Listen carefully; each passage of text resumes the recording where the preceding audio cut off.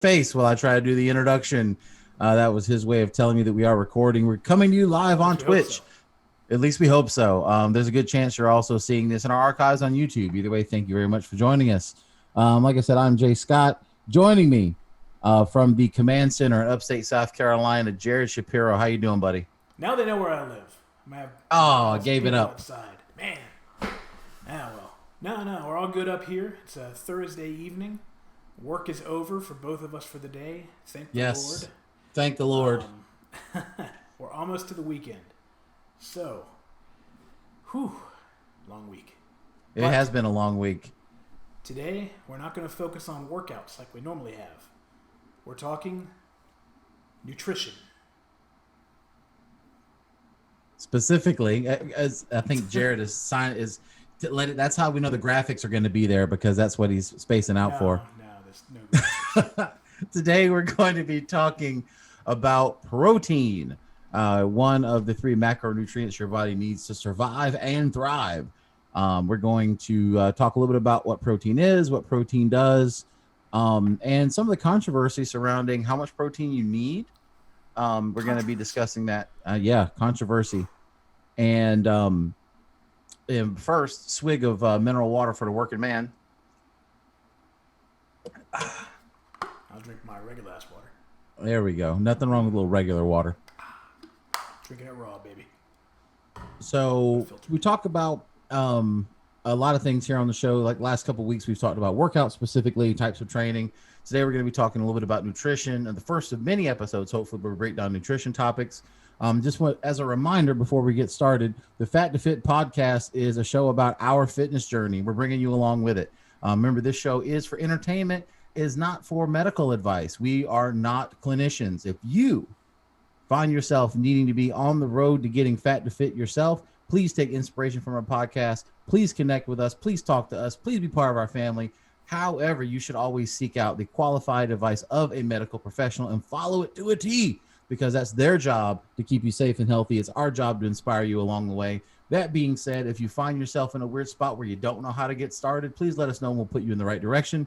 But remember, this show is for entertainment purposes only. So therefore, you can't sue us. Hashtag FAT2, number 2, Fit Podcast. Twitter, Instagram, wherever you want to hashtag. Yes.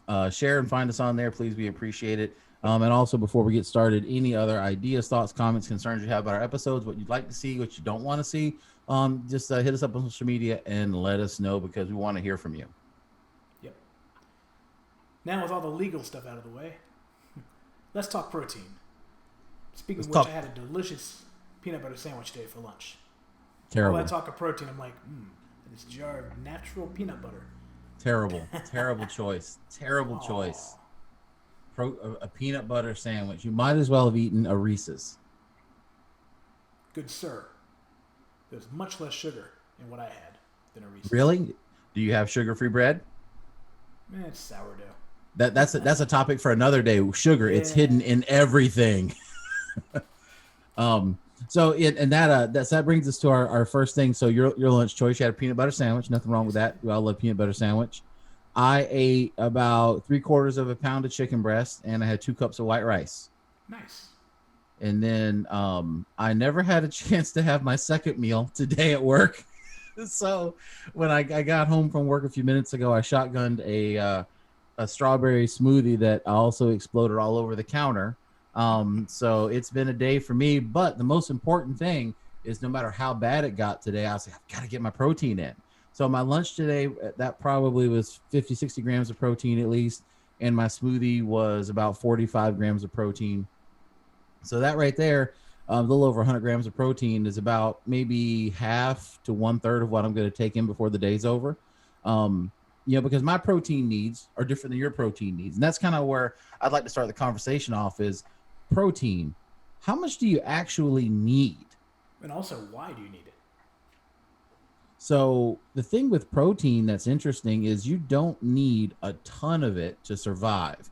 And that's where a lot of these fitness articles are kind of weird, because when they say what you need, everybody's needs are different. So it's important for you to make sure that you're assessing what your needs are, not only based on your body composition, your health, in the direction maybe your doctor wants you to go in, but also what your fitness goals are.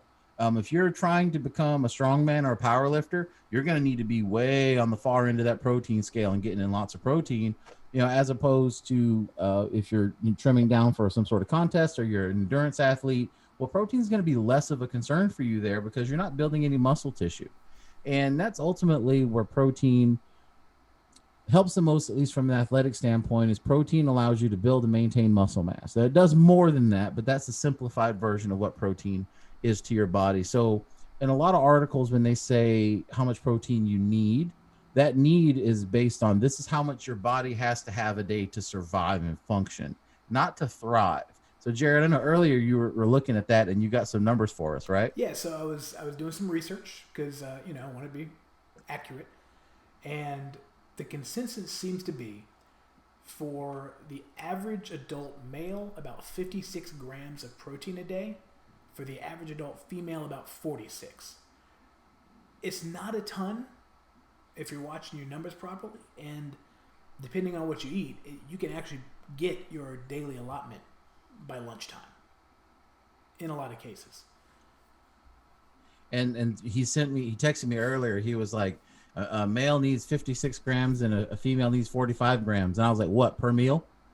And that's and I wanted to highlight that because like that guideline you're referring to is the average male, average female. And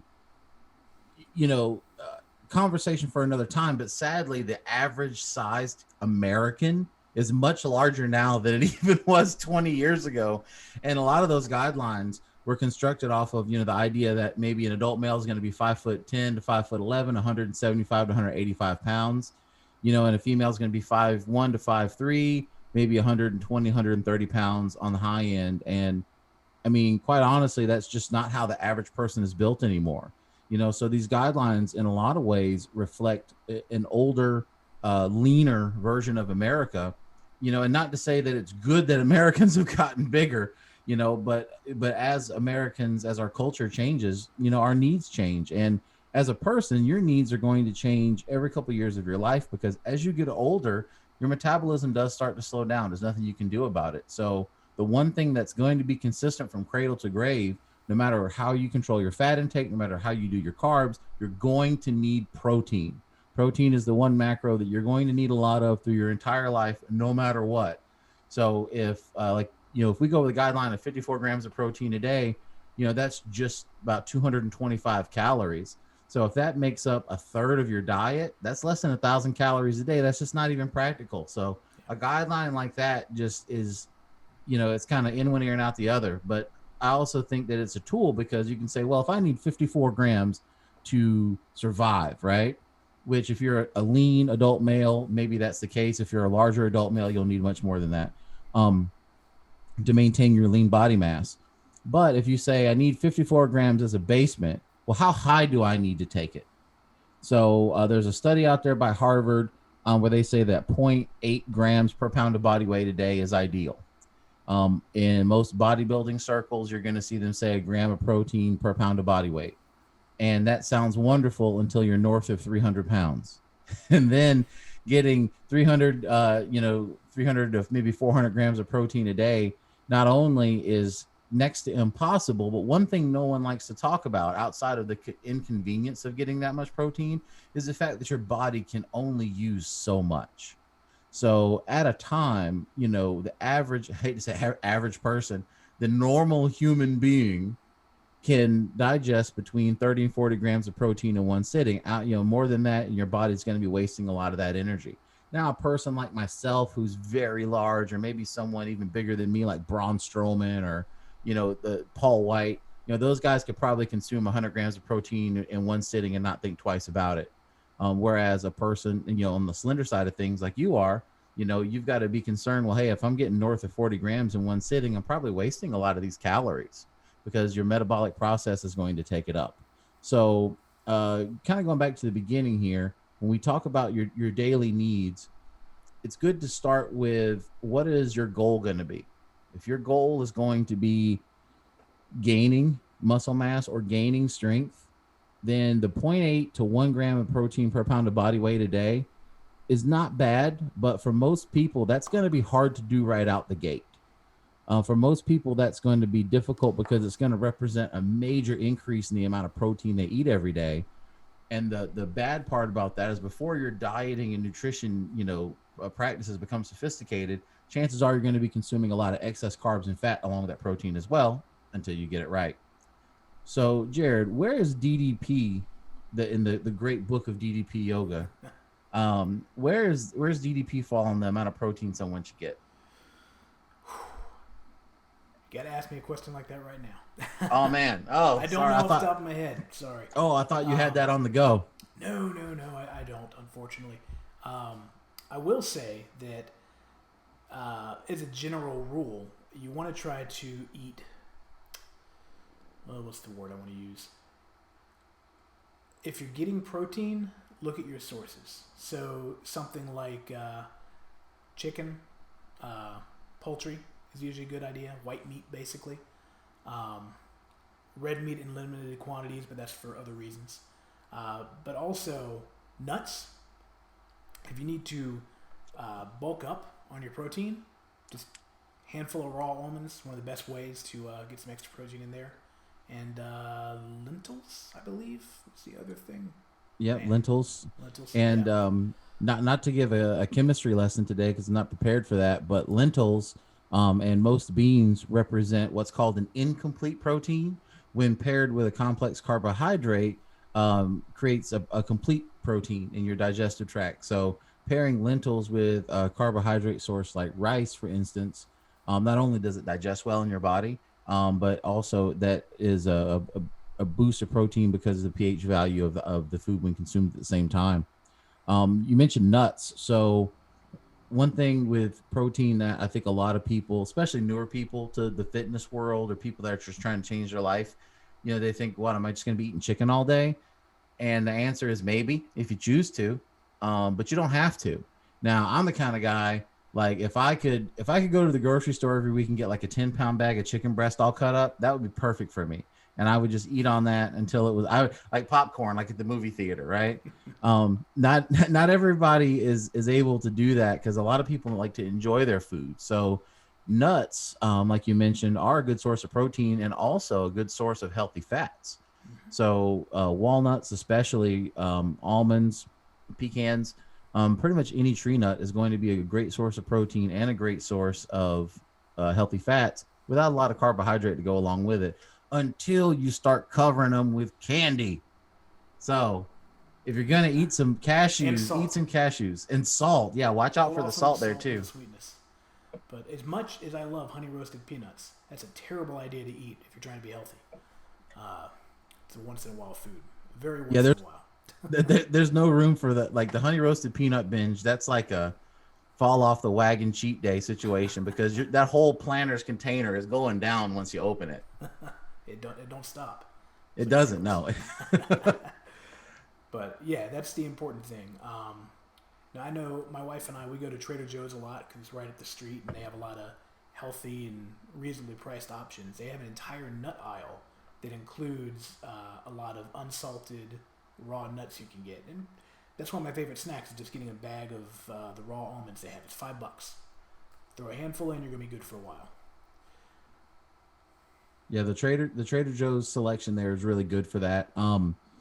So I guess staying on the topic of nuts, I came across if you live somewhere that has an Ollie's or a Big Lots, I don't know how nuts get unsold at grocery stores, but my local Ollie's always has bags and bags of walnuts and almonds for next to nothing. So like in my pantry right now, I got a 5-pound bag of walnuts and a 5-pound bag of sliced almonds. They cost me like $4 or $5 a piece, and they never go bad. They're good for months and months and months as long as you keep them dry. So I mean, I've got every time I have oatmeal or eat a bowl of cereal or something, I can throw some nuts in there and up the protein count. And so there's so many places where you can find nuts like that you might not think of. I mean, your grocery store obviously is going to be choice number one, but like discount stores and dollar stores, sometimes they just get those nuts in bulk and they just try to get rid of them. So keep that in mind if you're looking to expand your horizons a bit with a protein rich food. You mentioned chicken. For those of you again new to the fitness journey, you're gonna have to become best friends with chicken. There's just no way around it. Between It's my best chicken, friend. yeah, between chicken breast and chicken legs, thighs, every part of the chicken, the eggs too. Eggs are nature's perfect food. And now the data seems to be confirmed more or less that cholesterol from eggs doesn't raise your total cholesterol in your body. So you can just pop eggs, in mass and be fine. And then getting egg whites is so cheap now compared to when we were younger. I remember 20 years ago when I was in high school, if I wanted to get egg whites, that's going to cost like $6 or $7. And I remember buying them for that much. And now you can get a carton of egg whites for $2-3 at most. And egg whites have zero fat, virtually no cholesterol. It's almost all protein. So get used to the idea of how can I get protein without getting additional calories, because most of the time protein sources aren't going to be pure protein sources. They're going to be protein and 10 grams of fat and 20 grams of carb or whatever. So the more protein sources you can incorporate into your diet that don't have other calories, the better off you're going to be, because your total number of calories can be more easily maintained and you can have a higher percentage of protein. And you mentioned, looking at different sources. There are a lot of people that have stricter diets. Now, we love meat, but there are some that they don't want to eat meat for whatever reasons. Maybe it's health. Maybe it's, what's the word? Morals. For whatever reason. It's been a long day. For whatever reason, they don't want to have meat, and that's okay. There are other sources out there. Nuts, even plants have protein. Just look up and you can see how many grams, and keep that in mind when you're meal prepping, if you meal prep, or just whatever is in your fridge. Keep in mind, lettuce has X grams of protein, even though it's a leaf. Yeah, It's not yeah. a lot, but it's there. You can't measure. Yeah, getting down to the leaf is tough. Like spinach and broccoli come to mind. If you were to line up a whole pound of spinach and then a pound of steak, I think they have roughly the same amount of protein. But the difference is if you eat a pound of spinach, you're probably going to throw up everywhere. But then some people, if they ate a steak that weighed a pound, they would throw up too. I mean, everybody's body is different. And that's ultimately, you're going to hear us say that a lot on almost every episode. Everyone's body is different. So, you're talking about red meat, and red meat is my zen. Red meat is my lover. Red meat is my best friend. I love red meat, but I have to cut back. And I don't think I've really talked to you much about this, but I've cut my red meat consumption back dramatically. So last week we had Jared Fritz, LMT. You find him on social media at #RefFit. He we after we recorded last week, I worked out with him the next morning, and I was kind of catching him up on what was going on in my life. And I said, yeah, man, I'm cutting back my red meat consumption. He goes, oh, how much? I said, probably getting red meat once a week, maybe twice, just depending on my schedule. And he's like, oh, how much red meat were you consuming? And I'm like, well, about 1.5 pounds a day. And he's like, 7 days a week? I'm like, yeah, pretty much. Ooh. And he's like, brother, how are you alive? Now, I'll talk for a moment about my body's history, because I know how my body is. I've always, ever since I was a teenager, eaten copious amounts of red meat. I could sit down and eat 2 pounds of red meat in one sitting. No GI distress, no diarrhea, no constipation, nothing. My body just absorbs it. I have had heart catheterization before. I have no arterial buildup, no plaque in my heart. Even with that red meat consumption, just genetically, my body is like, okay, well then we're good. Now, as I've gotten older, right, now my blood work starts to change, because my total cholesterol was always a little on the high side, but so is my mom, so is my dad. Cholesterol is genetic. Well, now the little bit of your cholesterol that's influenced by your diet, mine's got me over the limit. I'm high now, right? And my triglycerides have gotten high. So I'm like, okay, well, I have to do something. So I've tried to do more cardio. I've incorporated more fruits and vegetables into my diet. I've cut back on, any of the cheap foods I was having, like, because Jared, I love my candy. You've been there for that. So I've seen you on a road trip in that nut radius of land. yeah. Brother's and got protein. Yeah, I know. It's also got about 27 grams of sugar, maybe. I don't know. I don't have the Yeah, stats in front of me, but it's a lot. and I've cut back on all that, and I got my blood work done about a month ago, and nothing has changed. So the only thing left for me to change before I go to the doctor and have a conversation about getting on some sort of cholesterol medication, which I am completely averse to doing, the only other thing I can do is cut back on the red meat. So I've cut my red meat consumption back from literally a pound or so a day to maybe a pound a week. And I'm not going to lie to you, Jared, a week of that, I felt different. 1 week of that, my body felt different. Now, I was the kind of person where before, if I was feeling down or kind of listless or just kind of like, oh, I'm just got no wind in my sails, well, you know what? I'll go cook a ribeye and then I'll eat that and feel better. Like it's the spinach and I'm Popeye. And once I kind of purged the red meat from my system and from my diet, I feel so much better now. Because red meat is also a major cause of inflammation in your body. And for most people, it's very difficult to digest red meat. It takes a long time to get through your system. So, the me of 2021, I have to say, maybe red meat's not the way to go for most people, or limit it. Because I've switched over from copious amounts of red meat a day to probably more chicken than I would like, but I'm also counting my protein from other sources a lot more. Like we talked about, spinach and broccoli are like my two favorite vegetables, so I eat those just about every day. I'm eating a lot more beans now. And while I'm eating that stuff, you're also getting the protein from it, but you're also getting the benefit of the fiber that comes along with all that stuff as well. Specifically with beans, they're an amazing food because of the protein content, but also because of the fiber content. So I would tell anybody, like, it's very easy to go to the store and get a big old steak or whatever, but you throw that on the frying pan, throw some butter on it. Yeah, you're going to get 35, 40 grams of protein, but you're probably getting 30, 40 grams of fat too. And for those of you new to the game, protein has a 4 calories per gram, fat has 9. So when we say like you need to find ways of getting protein that don't incorporate other calories, fat's probably the biggest one because your protein sources are by and large going to be meat.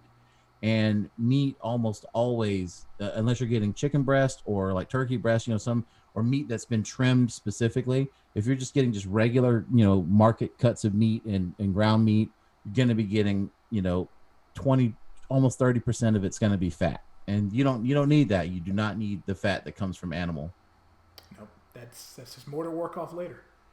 And it something to keep in mind too. We talk about protein a lot for people that are bulking up, building muscle, and I think we'll go into why that is a little bit later in the podcast. But if your main goal is just dieting to lose weight, protein is one of the best things you can have because you're going to get more filled up on protein than you will on fat. Like you said, per calorie, protein is a lot better for you. Yeah, that's the word. Yeah, that's an interesting thing because I think the biggest problem that people have with quote unquote dieting is they never feel full, or they come away from the meal, they don't feel satisfied. And a big reason for that is in the Western diet, there's so much fat and sugar and salt hidden in everything. So if you're used to a complete meal, which is maybe a meat and then a starch and a vegetable and maybe something sweet at the end and a sugary beverage, you got all these things telling your brain that you're happy and you feel good. Well, then when you switch over to here's a chicken breast and here's some green beans and like here's some crappy rice. Yeah, where's the flavor? And it's like the thing is like, all of those things that they just absolutely just deluge food in are bad for their poisons through your body, like in that quantity. And fine dining is the worst because fine dining is all how much butter can we put on something, and that becomes like the ideal in the West is how does it taste as opposed to what function does it serve. And I think for me, getting my health under control, the biggest thing I had to come to terms with was food is fuel, food is not fun. And unfortunately, so many people, food is a reward for everything. Food is a treat when they're a kid. Food is how they get people to do things for them. cookies and ice cream and cake at the office, that sort of thing. And to really change your life, you have to become disciplined and just say no to that stuff. You know, just like hey, just like it's like Dare, but for adults with food. Just say no. That's the hard part. The Yeah, and you bring up a good point, and I don't want to go into it too much now. I think it's a great topic for a whole episode, but the dangers of eating out.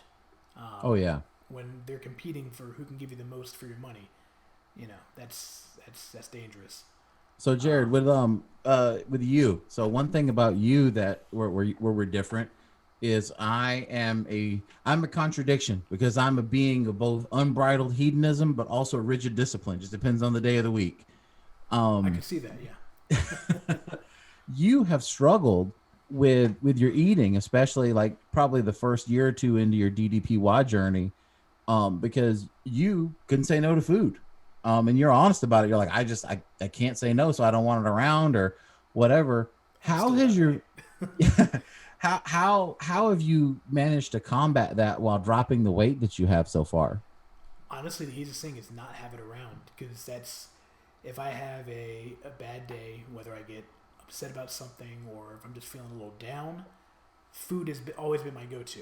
So it's kept me off of drugs and alcohol, which is nice, but you know, I die from fat. You're dead either way.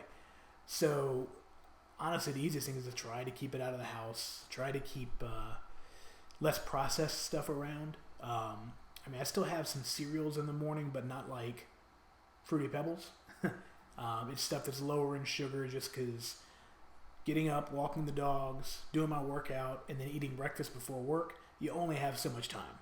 Mm-hmm. And sometimes it's just faster to throw a spoon in than to fry a couple eggs, which if I had the extra time, I would, but I don't always.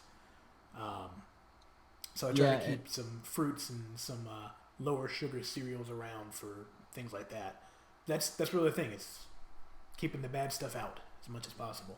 Not eating out as much as possible. On all those TV shows where you see like the nutritionist or the dietitian come in the house and just start pulling everything out the cabinets, like, I mean, guys, it's like we put such an attachment on food. It's so unhealthy, right? Because I've had people before, it's like, well, I can't throw away these chips because I bought them. And it's like, yes, they cost 89 cents. You can throw 89 cents won't kill you. Throw them away. Get rid of them. The cookies, the candy, just like if you know, not, I love candy. It is, I'm never gonna not love candy. Love candy. But I know if I keep Reese's in the house, that's my day. That's my day.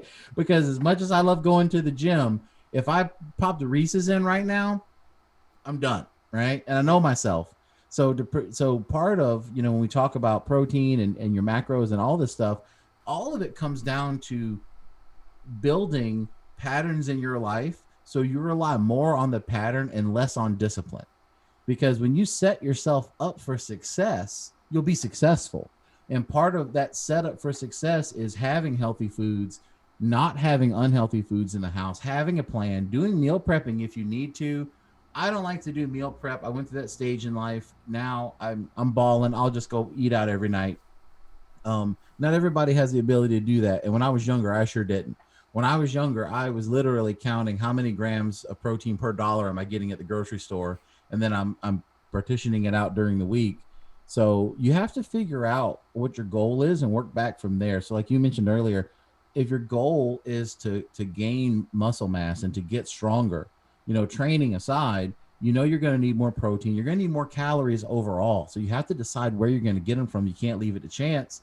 And part of not leaving it to chance is making sure you have the good stuff that you need in your house, and the bad stuff has to go. Like, don't keep it in the house, especially if you know you're a stress eater, like you said you are. If you eat when you get sad, then you don't need to have junk food in the house, because you're going to get sad all the time in life. You know, start replacing the candy with fruit. Still get something sweet, and it's healthier natural sugar. So. See, and I replace the candy with nothing, and so then I have self-loathing when I feel bad. So you don't want that though either. because like I'm not a huge fruit fan. Like I like certain things, So fruit really isn't a good substitute for me. And I learned that about myself. I learned that a banana, as much as I like it, it doesn't, it's a banana, right? It doesn't do anything for me. Not like the Reese's or the pack of Skittles or whatever, right? Knowing that that doesn't do it for me, I don't try to force it. So when I'm feeling sad, I'm not a stress eater. I'm not an emotional eater at all. But, there are times when you just really want to just dig into some ice cream. And when I'm feeling that way, that's when you have to kind of redirect and say, okay, I'm feeling this way for a reason. It has nothing to do with food. So food's not the remedy. You know, it's one thing to be hungry and make a poor decision for your meal. It's another thing to tell yourself that you're hungry to feel an emotional need. And that's something that you really got to work on. You gotta separate your emotions from your eating and think food is fuel. Food is not fun. The more you think that, the better you'll be. Because once you get on that fitness journey, when you get to a point where if you're doing an hour DDP yoga a day, or you're training for a powerlifting show or whatever, you're going to need that fuel. Because when you get to that point, it's not going to matter how something tastes, because you need your protein, you need your carbs, you need your hydration. So the sooner you can get in that mindset of food as fuel, the better you'll be in the long term. And it all starts with protein, because without adequate protein, nothing you do matters. I think part of that too, as you move away from the bad foods, you start to lose the cravings. But as you're focusing more on the fuel aspect than the fun aspect, you'll notice when you do have a break and you go to taco night, the next day you're going to feel it. Yes. It's funny. You'll wake up. You're like, how did I used to do this every day? It's terrible. But it's again, so bad. That's just part of the journey. Yeah, and that's the sad. I mean, the sad commentary on our society now is the food that's become commonplace for most people in America is the lowest, nutritive, cheapest, most toxic, irradiated food that we have. And it's normal because of marketing. Marketing makes it normal for you to just pound sugar and salt into your system all day long, get, diabetes at 40, have a heart attack at 50, and then die at 60 and say, well, he led a good life. It's like, that's not a good life. That's not a good life at all. Yeah. Like, that's the fat life, not the fit life, and no one's perfect. I mean, and no one wants to live like a food monk or whatever, but you have to make a decision where you say, what I'm putting, you are what you eat. What you put in your body is what you become. So if you're eating chips and cookies and crap every day, no matter how much you work out, no matter how active you are, no matter how physical your job is, putting that stuff into your body doesn't help your body. It doesn't make it healthier. It doesn't make it last longer. There are so many people like there's the saying, I've never met an old doctor, but I met a lot of old drunks. Some people have just a genetic ability to eat tons of crap and feel fine. Like how you say, if you eat crap, you'll feel bad the next day.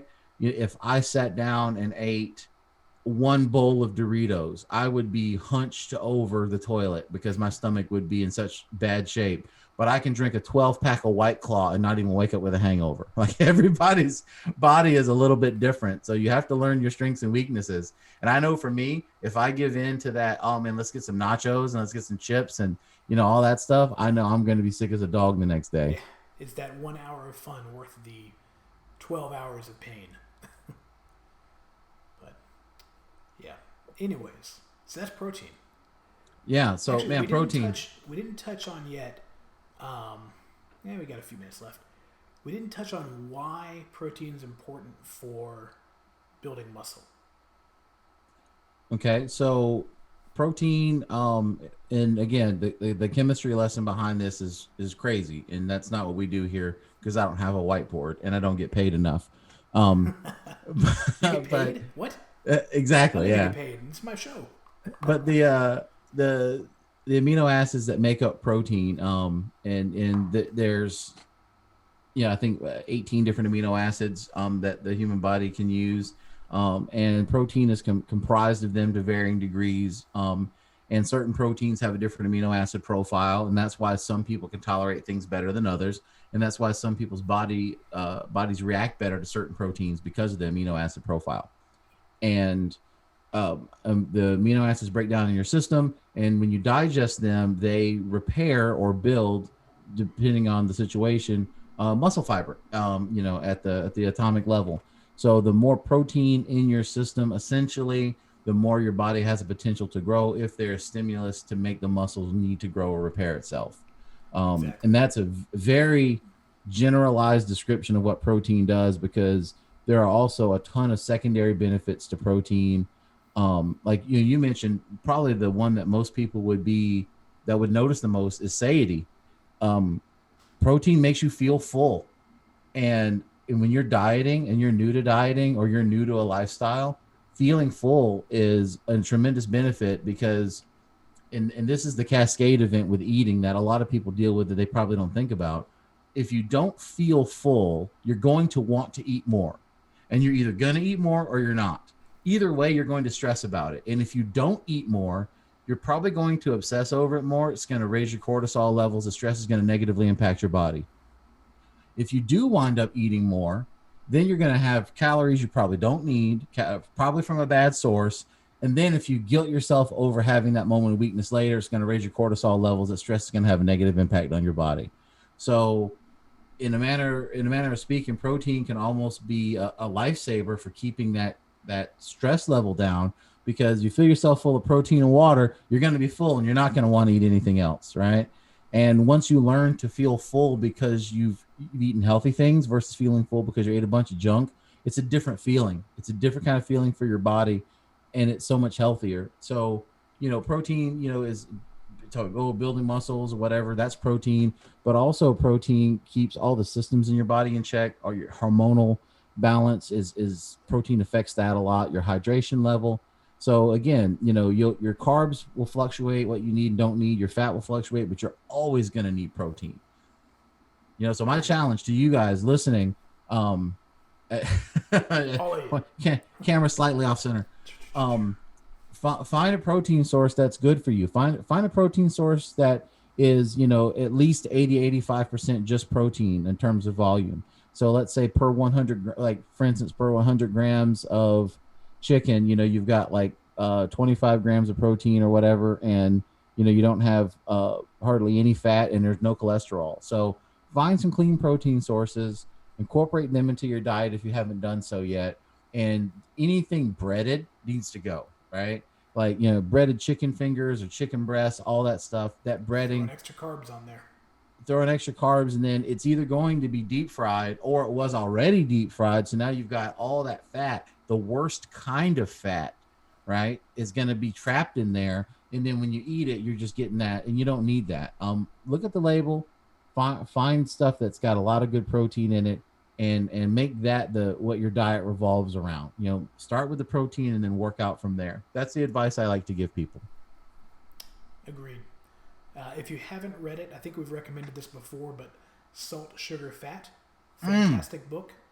Man, that book was a life changer for me. Yeah, it'll open your eyes to a lot of the why commercial food has become so overprocessed and terrible for you. And I think after this episode, definitely a good thing to look into. We have a chat question from Intel Core i90. Okay, is that a Russian bot? Could be. I hope not. Can you recommend me a routine? In contrast to you guys, I'm basically a skeleton. Maybe we can meet in the middle. Oh, man. Well, you, sir, need some protein. Protein. There you go. Just start eating protein and click your heels 3 times. No, I'm just kidding.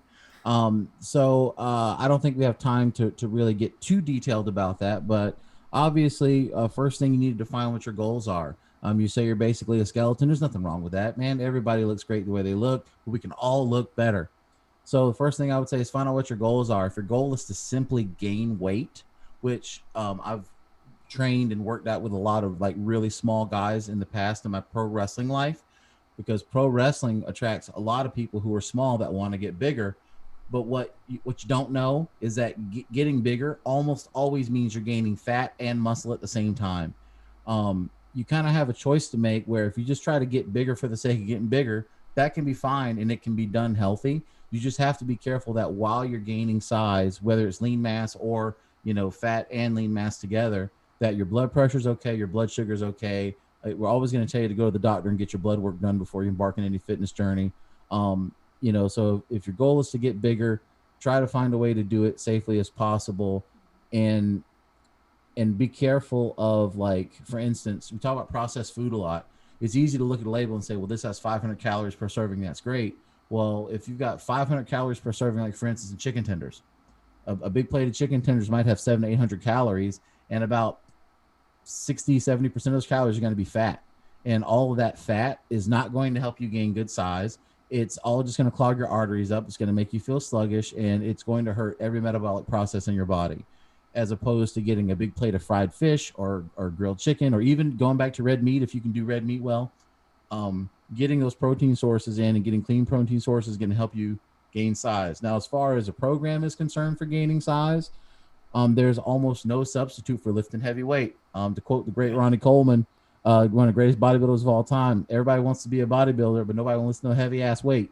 So start by thinking, what are my goals? My goal is to get bigger. Well, then I need to eat to get bigger. Find clean protein sources, stay hydrated, go to your doctor, get your blood work done, and get yourself on a regimen that you can maintain from week to week.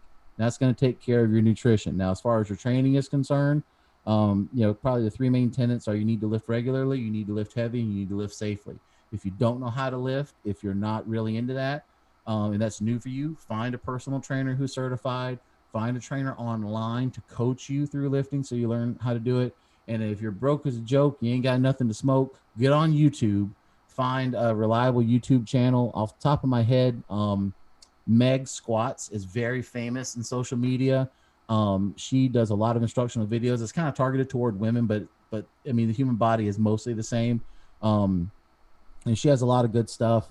I recommend my friends over at mouserpower.com, MOUSER power.com. They are strongman and powerlifting enthusiasts, and they have tons of great information on their site. Also, my good friends at Norse Fitness, Andy Williams, who runs that website. Just a couple places to get you started, but lift heavy, learn how to lift properly, and set some goals. And if you want to drop some more info in the chat, maybe we'll reconnect with you next week. Yeah, obviously, for anyone, follow us on Twitter, Instagram. The usernames for both sites are on the graphic. J Scott Talks over here, Get Fit with Jared here. Use the hashtag FAT2 Fit Podcast. Both sites, I can keep track of that. Feel free to ask us questions on there. I do want to add on what you say. There's tons of good information on YouTube. That's where I did a lot of my research for the show. Avoid influencers. If they're trying to sell you a powder or a workout tape, be skeptical. Look at the people who are just giving you information and then not asking you for anything more than clicking the subscribe button. Yeah, and that's where I go back and forth, because when people say, hey, like, where do you find information? Well, YouTube is God, right?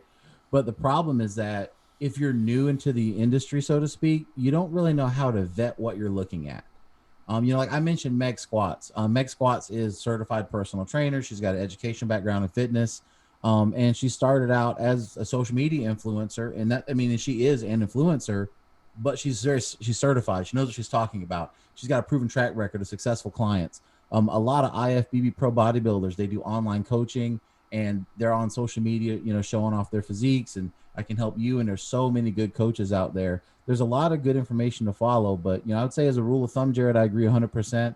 If their opening salvo is follow me and buy this stuff first, chances are either they're not a very good coach, or you're probably going to get taken for a ride. Yeah. And I would say that for the beginner. Now, it's different once you kind of go up in levels, because if you find yourself training for something sports specific, or you're in a specific, culture like strongman or powerlifting, those guys aren't marketers, and they're not trying to market themselves. So it's like, hey, like for instance, Terry Hollins, is a legendary world's strongest man competitor. We're friends on Instagram, and one day I said, hey, Terry, I said, how should I train for this? And he kind of wrote 2 or 3 lines, and he said, hey, here's a link to my book. That's the easiest thing to do. Right. And so I clicked on the link, I paid $10 to get his book, and then everything I needed was there, and while it was nice that I got to interact with him, I'm not trying to interact with him as a fan. I'm asking a question, and there's the answer, and it's $10, and I got it, and I was good to go. So, again, be careful about spending your money with people, but also find someone that you can trust and find someone who's certified in what they're doing. Not everybody has a bachelor's degree in kinesiology or exercise science, but if you're going to give somebody money or you're going to give them control over your life, make sure you at least know who you're dealing with or see their body of work so you can vet them. Yeah. I could go on and on. I go on and on forever about coaching online because we'll just have become such episode. Yeah, it's become such a huge market, but it's so good because I've connected with so many people in the strongman and powerlifting community who not only motivated me to do better and continue to motivate me, even though I don't compete anymore, but people that just gave me so much good information because there's a passion for the sport.